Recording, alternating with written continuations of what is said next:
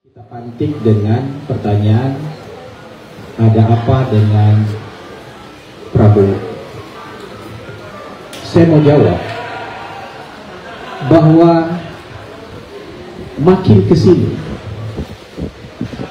setelah beliau jadi presiden, kok apa yang beliau katakan secara konsisten dari bertahun-tahun yang lalu, yang mungkin ketika kita waktu itu banyak orang yang bilang apa sih ini, tapi makin kesini tuh makin mendekati kenyataan. Konsistensi dan keyakinan beliau itu hari ini kayak kita terbuka kabut di depan mata kita, kita lihat, oh benar ternyata yang disampaikan oleh beliau. Coba teman-teman kita setback ke tahun 2019, ketika masa kampanye, ketika debat, Pak Prabowo waktu itu bilang kita sebagai sebuah bangsa selalu harus siap dan waspada karena perang bisa terjadi kapan saja. Itu tahun 2019. Banyak ahli yang waktu itu entah naif, entah sok tahu, kita nggak tahu, yang bilang dalam 20 tahun ke depan tidak akan ada perang, dunia lagi damai kok. Siapa yang hari ini mau perang? Kira-kira begitu kesimpulan banyak orang pada waktu itu. Dan apa yang diomongin oleh Pak Prabowo waktu itu mungkin jadi tertawa lagi. Tahun 2019 itu saya bukan ahli, tapi mungkin saya ikut naif waktu itu, yang tidak percaya bahwa dunia itu akan berperang. Tahun 2019 Pak Prabowo masih bicara seperti itu. Tahun 2022 Rusia perang dengan Ukraina, dan sampai hari ini belum selesai.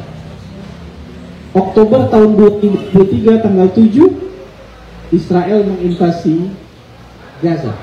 Sampai hari ini pun belum selesai. Ada sebentar gencatan senjata, tapi hari ini kembali mengebom dan membantai warga Gaza. Minggu ini India perang dengan Pakistan. Ini perangnya mulai dari Ukraina jauh deh. Ketika Rusia perang dengan Ukraina aja kita sudah mulai terganggu kehidupan kita. Banyak spare part mobil tuh kalau kita pesan dari luar tuh lama sampainya karena jalur distribusi di sana terganggu. Mereka produksi gandum, sementara kita butuh gandum yang cukup besar dan kita nggak bisa produksi gandum sendiri di sini.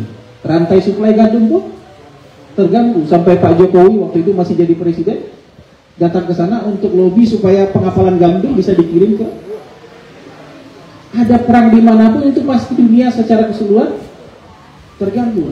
Nah minggu ini ada perang yang makin dekat ke negara kita, nggak jauh ini. Ini beberapa jam penerbangan sudah sampai di daerah konflik di antara dua negara yang punya senjata nuklir. Kita nggak tahu di follow up-nya kayak apa nanti, karena sudah serangan terbuka kan, ketika pesawat mengebom 9 titik di Pakistan kan berarti sudah perang terbuka. Perang makin dekat ke negara kita. Walaupun ada juga ahli yang punya keyakinan bahwa misalnya kayak Kishore Mahbubani itu bilang dalam sebuah talk show, ASEAN itu punya local genius. Local genius yang bisa membuat daerahnya stabil, aman, dan damai. Buktinya dalam 40 tahun terakhir tidak ada major konflik, tidak ada perang terbuka yang terjadi di wilayah ASEAN.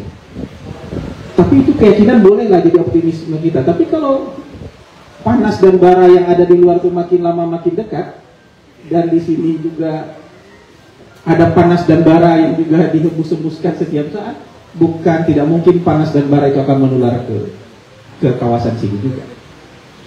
Nah, coba pikir, sejak tahun 2014 mungkin yang saya ikuti, mungkin jauh sebelumnya juga sudah ada. Pak Prabowo selalu bilang ketahanan pangan, ketahanan energi. Kita waktu itu mikir apa sih ini gitu. ketahanan pangan, ketahanan energi gitu. Kenapa beliau konsisten sekali bicara soal ini dan begitu jadi presiden ngebut soal ini?